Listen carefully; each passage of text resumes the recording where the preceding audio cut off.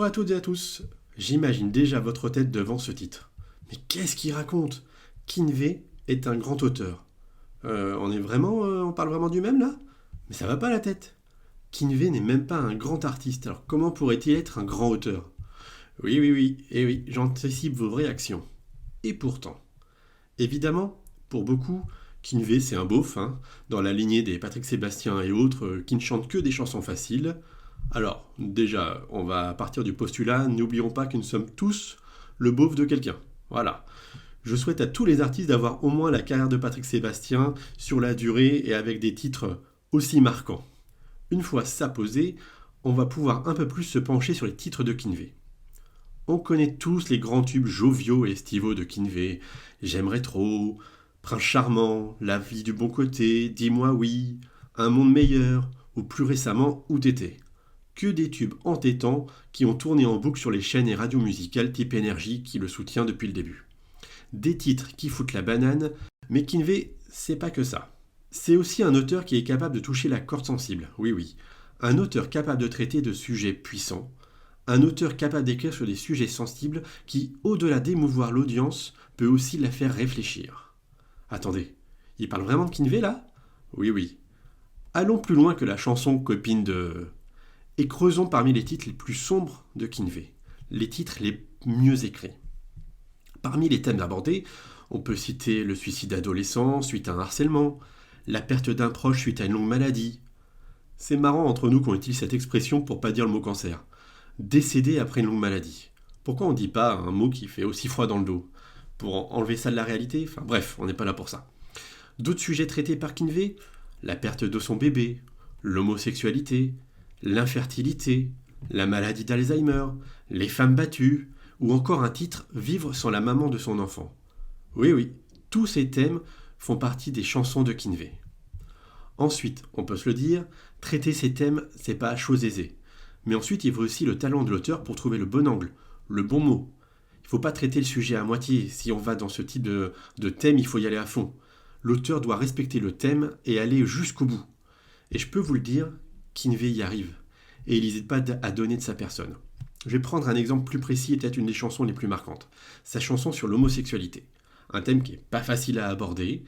Dans le titre Comme les autres, Kinvey utilise le pronom « je » comme sujet de la chanson.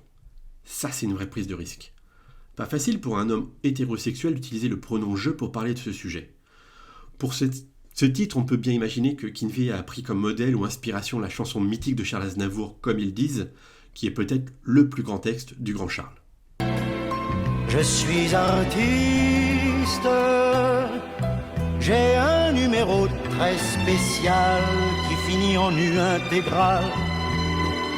Après striptease, et dans la salle je vois que les mâles n'en croient pas leurs yeux. Je suis un homo, comme ils disent.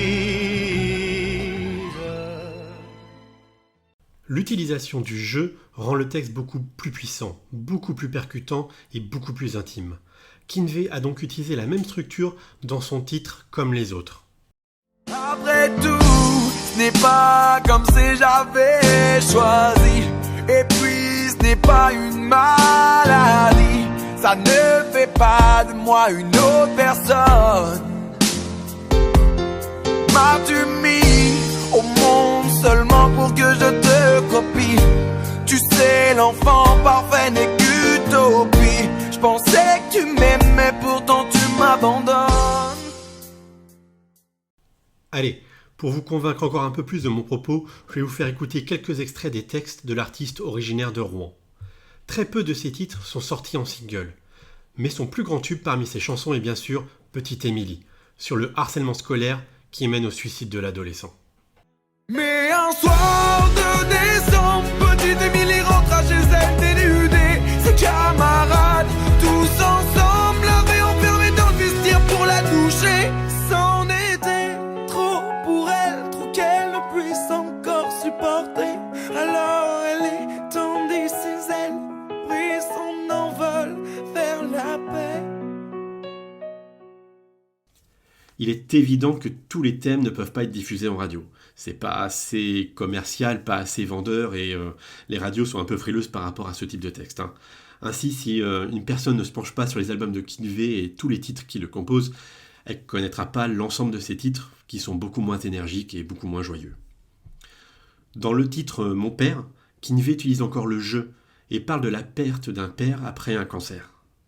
Mon père, il reste digne, alors qu'il va laisser 2 enfants et une femme qui l'ont toujours aimé. Je voudrais savoir pourquoi lui, pourquoi mon père. Il ne mérite vraiment pas de vivre cet enfer. J'ai beau prier chaque soir, Dieu n'en a rien à faire. Mon petit papa va succomber à son cancer et quitter cette terre. Comment imaginer le titre « Malgré moi » également passé en radio, une chanson qui parle de la détresse d'un père qui a perdu son nourrisson. Ça en fout les frissons. À 8 mois et 6 jours, ta mère a accouché. Tu es sorti sans crier, sans même respirer. On a compris quand le médecin nous a dit désolé. Je pourrais jamais te serrer dans mes bras, venir le soir t'embrasser, border tes draps. Je suis surchargé de peine qui a vie m'encombre. Sur son avant-dernier album, Diamant, Kinvey traite aussi un sujet qui le touche plus personnellement. Il s'agit de l'infertilité avec le titre Papa. On ne jouera jamais tous les deux. Tu ne m'appelleras jamais papa. Tu ne me verras jamais devenir vieux, ni me courir dans les bras. Ensemble on ne jouera jamais à des jeux. Je ne verrai pas tes premiers pas. Et si c'était cela être heureux, alors je ne le serais pas. Comment rester insensible en écoutant ces mots, Allez, un dernier titre pour enfoncer le clou, Le plus beau des cadeaux, qui lui aussi est sorti en single tout comme Petite Émilie. Celui-ci c'est sur le thème de la famille, de la paternité. Kinvey partage ici l'affiche avec sa sœur Lorelai, qui est toujours présente sur ses albums. Le thème abordé, un père qui se retrouve seul avec sa fille suite au décès de la maman.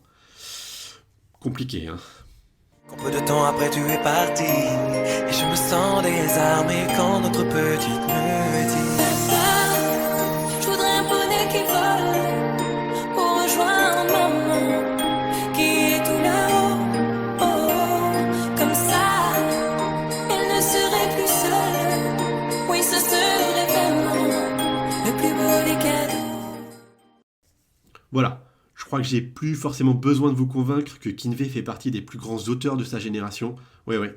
Sur la scène musicale française, aujourd'hui, parmi les artistes les plus populaires, je pense qu'à Slimane qui pourrait prétendre à ce titre, et qui lui aussi n'hésite pas à s'engager dans des chansons et à traiter des thèmes plus sombres que l'amour. Je pense à une chanson sur la prostitution, sur la maladie chez les personnes âgées. Voilà, c'est un des artistes qui n'hésite pas à s'engager dans ses textes. Quant à Kinvey, il a sorti récemment un nouvel album qui s'intitule Équilibre, un album qui regorge de tubes puissants, de belles chansons d'amour ou de désamour, mais j'ai pas encore trouvé la chanson qui rejoindrait la liste des titres des chansons engagées. Cela ne l'empêchera pas de continuer son chemin et de fêter ses 15 ans de carrière, déjà, avec un concert au Zénith de Rouen au mois de novembre 2023. Peu importe les critiques, même si elles peuvent faire mal, on est tous des hommes, Kinvey reste un des chanteurs les plus populaires, avec plus de 1 100 000 auditeurs chaque mois sur Spotify. À titre de comparaison, c'est un petit peu plus que Matt Pokora, par exemple, qui bénéficie d'une plus grande audience, en télévision ou en médias. Voilà, pour ce 3e épisode, je voulais vous parler de Kinvey et défendre cet artiste qui est souvent discrédité ou pas forcément pris au sérieux. A bientôt pour un nouvel épisode du podcast Le Mur du Son, le podcast 100% musique.